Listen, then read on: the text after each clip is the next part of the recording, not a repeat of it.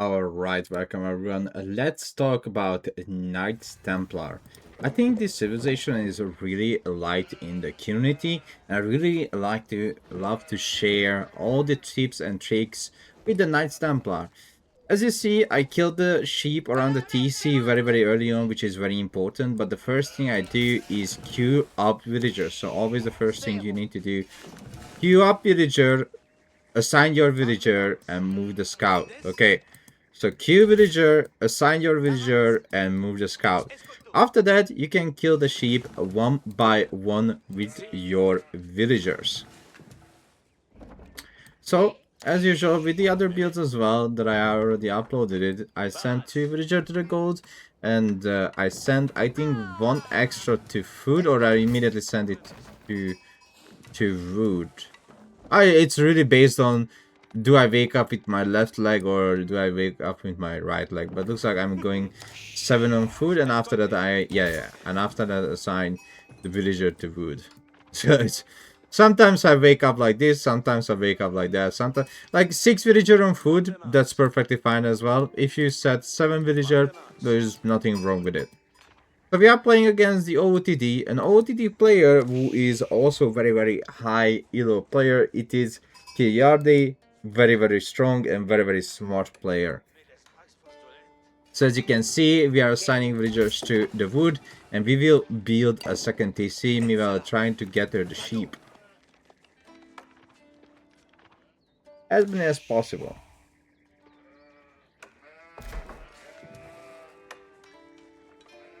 Assigning the villagers one by one to these woods. Don't try to assign like many villagers to one wood, because as soon as they chop the wood out of the wood or the tree, then you will not have wood economy anymore. I mean, not anymore, but for a while until they run to the next tree, and also that will ruin your food economy as well, because with the Knights Templar you receive food while gathering wood. As you can read, villagers gain 20% of wood as additional food. Villagers get a wood without needing a lumber camp. So now, when the gold villagers are done, if you have crows by stone, then send them to the stone. If you have crows by tree, then send those villagers to the tree. Alright, we are going up to 15 villager. When we have 15 villager, then we are aging up with the Knight Hospitaler. As you see, I sent 6 villager around the TC and 1 more villager on the wood line.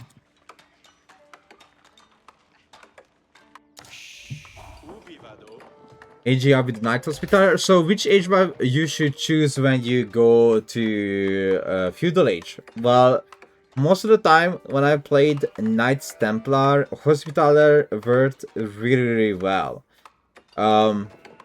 Increase civilian unit health by 30% and movement speed by 10%. That's true for every worker or your pilgrim or your trader. Increase healing from all sources by 30%, which is really nice for on the normal monks or on the Knight Hospitalers. Kingdom of France is really good, but if you are playing against a pro scout civ like China or Zushi, I would not suggest you to get that, because they are, I mean, those civilizations are really strong. So most of the time I go up with Knight Hospitaler. With Principality of Antioch, this is not bad as well. You get 15% damage on every melee unit, so that's on your which type of unit? Imperial units, all your Imperial units that you can age up with, and blah blah blah. But again, the reason why I choose Knight Hospitaler, because it gives me like a mini wheelbarrow, right? So you get a mini wheelbarrow, and you get extra HP on your villagers, and also the pilgrims are moving faster, and they also have extra HP. So when the trees are fully cutted, you can see I'm sending the villagers to the food. Now I'm building the second TC on gold. Many people ask me why I'm not building the second TC on a deer pack. I'm always telling them the reason behind that is very simple. Whenever I tried to build my second TC on deer camp, I always lost that game. I have never won a single Knights Templar game where I built my TCE on a deer pack. So I'm playing against OOTD, and my age up pick for against the OOTD in the Castle Age will be the Republic of Genoa. Now you're asking why. With Republic of Genoa, there is a less overkill against OOTD units because they have a lot of HP and you need a lot of power against them. So now I'm sending villagers to the deer because I saw that he is building a second TC. If you scout your opponent, he is building second TC, or he is not opening up any military production, but let's say just fast castling, then you can go up to your nearest deer camp and gather it. But of course, when your opponent sees that you are on deer, they might try to build a stable to harass you. So all you have to do is to send a few villagers to wood, build a barracks, and make a few spearmen to protect those villagers on the deer. But because I did not see a single production building, but I saw a second thesis being built, in my head, I have this idea, alright, so he is not attacking, I can just go to the deer. But just in case, if he sees it, right, he sees it, I'm just gonna build a barracks, just in case. So he builds the stable, and the barracks is a really good option right now.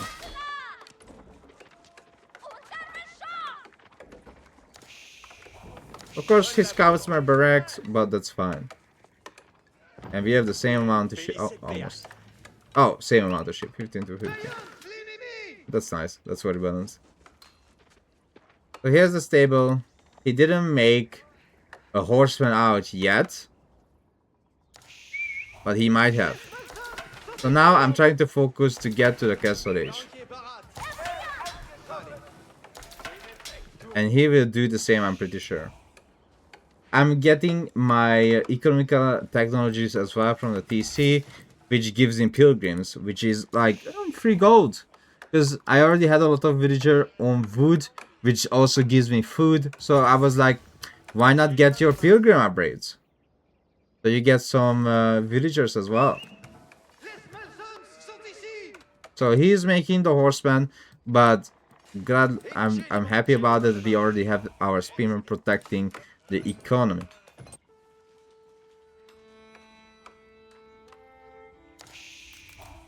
Let's go more into the time, because the goal here for me is to get to the Castle Age, which I'm doing with the Republic of Genoa, as I mentioned before.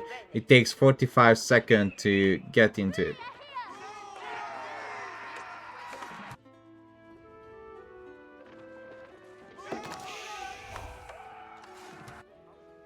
He's aging up soon as well with the Ragnitz Cathedral, but most likely I will be in Castle Age. So I started to get a stone because we need to build a fortress to protect, well, a circus site or a large gold. Both would be amazing. So we have some archer ranges up as well because we need to make the Geonis crossbow. Again, Geonis crossbow is very important, since they can overkill. It's perfectly fine if they are overkilling.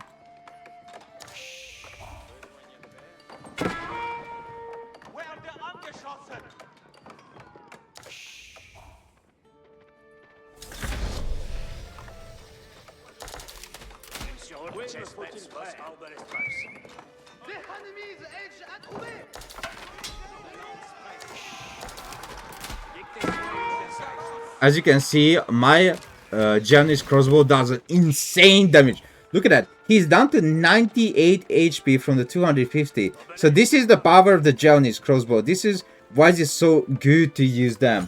But of course, the heavy spearmen, those are really nice as well. Like if I'm playing against Malian, I age up with heavy spear and I make archers. So the Geonis and the heavy spear, both of them are very useful. Some civilizations have no counter to heavy spear, just as I mentioned. The Malian has no counter against it. So I just age up with the heavy spear and I make archers. In case he's making Mustafa the Warrior to try to counter it, the archers will kill the Mustafa the Warrior faster than the opponent can do any type of damage against me. So as you see, I built a fortress on this large gold and a monastery, and I will try to hold the relics on the right side. I would get 2 relics for free. Again, here the Japanese crossbow. Damaging even more that gilded horseman. And my pilgrims just walking into the second side to give me 260 gold right there. So my opponent will decide to go to fast imperial himself, but I was like, okay, he decided to fast imperial and he's OOTD. And what do we know about OOTD? They have insanely strong hand cannoneers. So what would be the best option here? I went up with Condottiero. Because Condottiero straight up counters crossbow.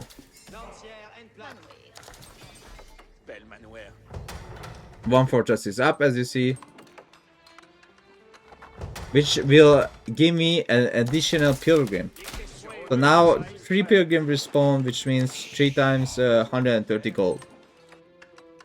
So that's a nice 390 gold plus the 20%, I'm pretty sure, from the age up to the Japanese. So the extra percentage. So I get 156 gold per pilgrims. That's a lot of gold. That's over 300. 312.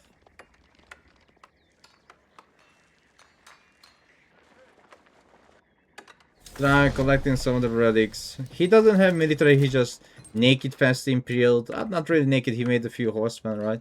I lost one of them. But I'm gonna be perfectly fine. So I realized that he is going imperial. So now I stop making units, no more units. And I will grab all my military and just walk into his base.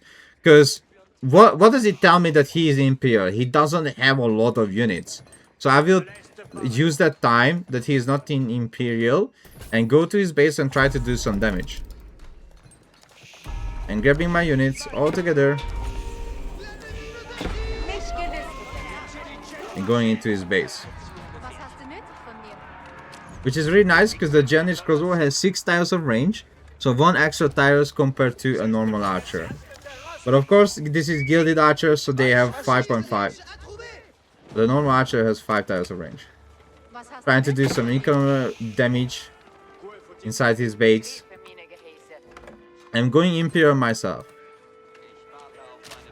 And as I mentioned before, I'm picking the Condottiero because I'm scared of the gilded hand cannoneers. They are insanely strong.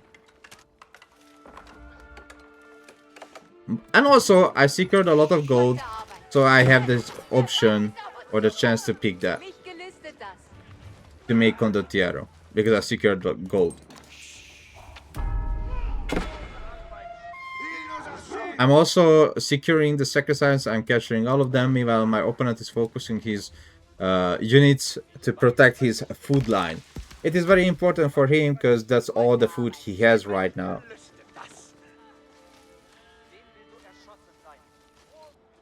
Meanwhile, getting my food as well, I'm going up to the Republic of Venice. Getting a few villagers as well, which is really nice for me. And idling his food economy. My Imperial is almost in, he's getting some upgrades as well. I already have my important upgrades done.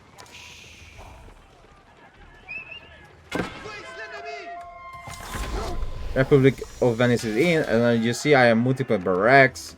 And I will immediately queue up 31 Condottiero. Now imagine that you just aged up into Imperial and you have insane amount of units in the queue. Isn't that crazy?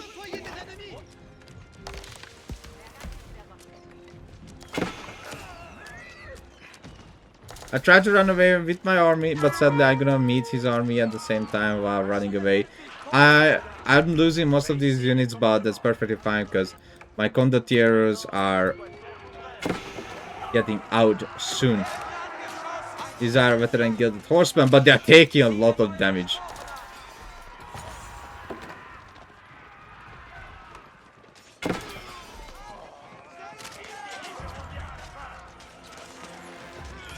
which was really nice. At the same time, I'm just messing my condottiero.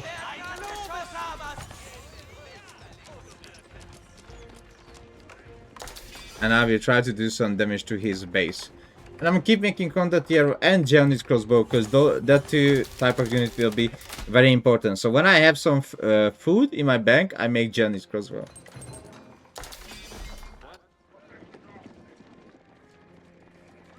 Very important because Katie doesn't have crossbow. I mean, sorry, Katie doesn't have hand cannoneer, and the Japanese crossbow is kind of the replacement.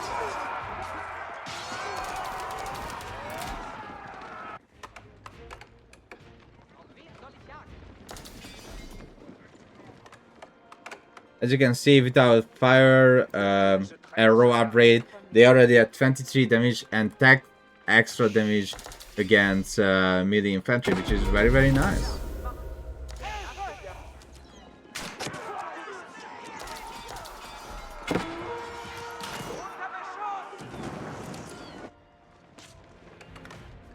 I'm raiding him left and right. I'm not letting. So this is what I really nice to do. Push him out to use the emergency repair, which he is doing.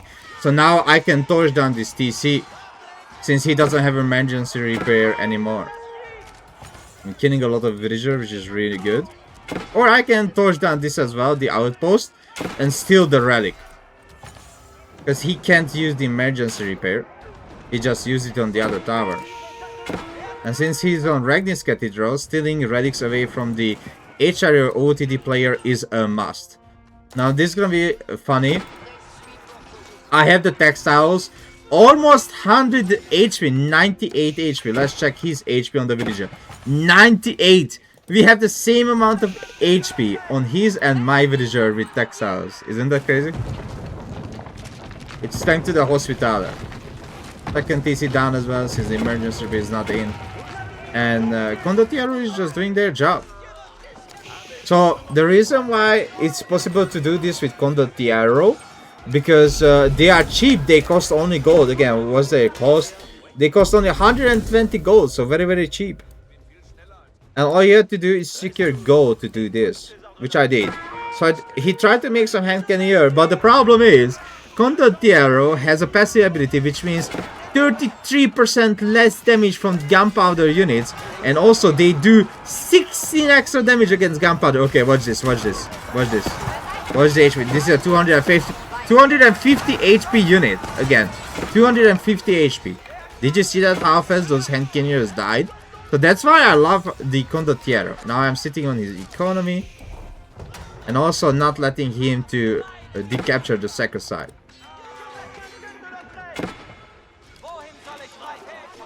And all I had to do is make more and more keeps, and soonly enough research the treasure towers, which gives me an additional 20% extra resource on relics and the pilgrims. Now I'm doing some slice and dice inside his base, killing 41 villager. And now I do a little bit of pause, because I'm upgrading the elite army tactics, which gives me 50% HP and damage on those condottiero, which is very, very needed. So their damage will go over 20. Their attack speed is already nice on 1.5 attack speed. And their movement speed is 1.44, which is, again, it's amazing.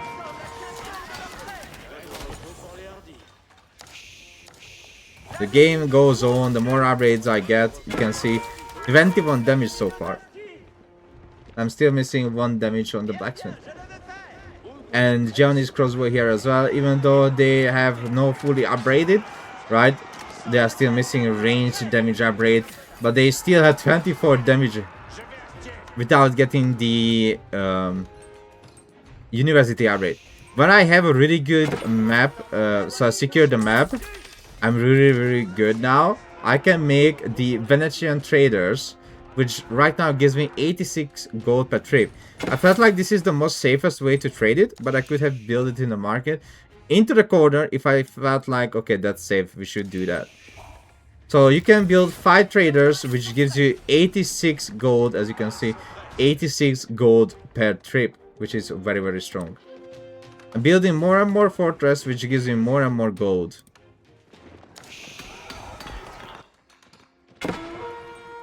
My economy is really, really nice, but mostly focusing on gold since I'm making gold units.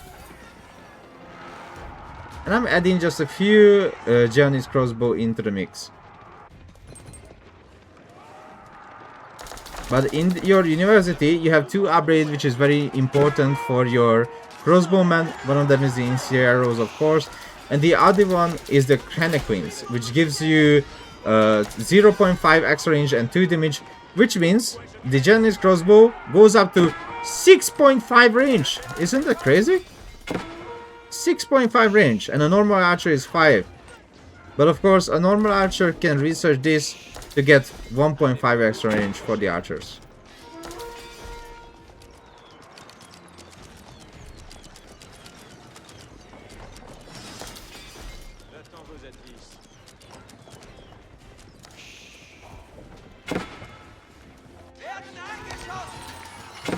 So as we see, I have 79 condottiere right now and 14 Japanese crossbow, and he is trying to attack the keep. But the good thing about KT keeps is that iron clamps reinforcing the walls reduces incoming damage from gunpowder by 20% for stone walls and fortresses.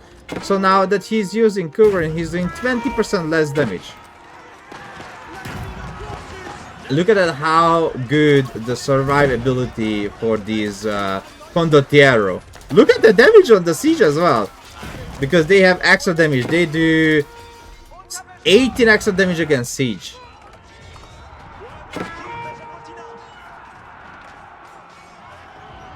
I'm researching court architects for the keeps. And watch this.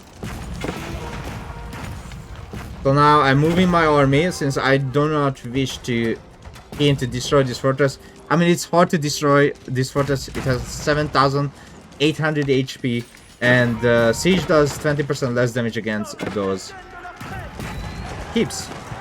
So now my Japanese crossbow and the condottiere, look at this.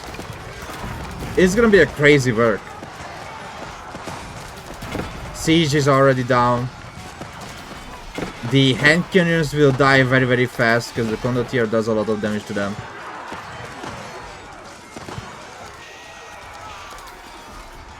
And that's it. I killed the army. After that, I'm gonna ignore the keep. I'm going straight to the economy. To the heart of his economy. And building more fortresses so I can get more gold. Look at how many pilgrims. That 9 pilgrims so far. So when they go in, I will get the 20 extra % as well from fortress. You will see that's a total of 187 gold per pilgrims every minute. And you will have 10 of them.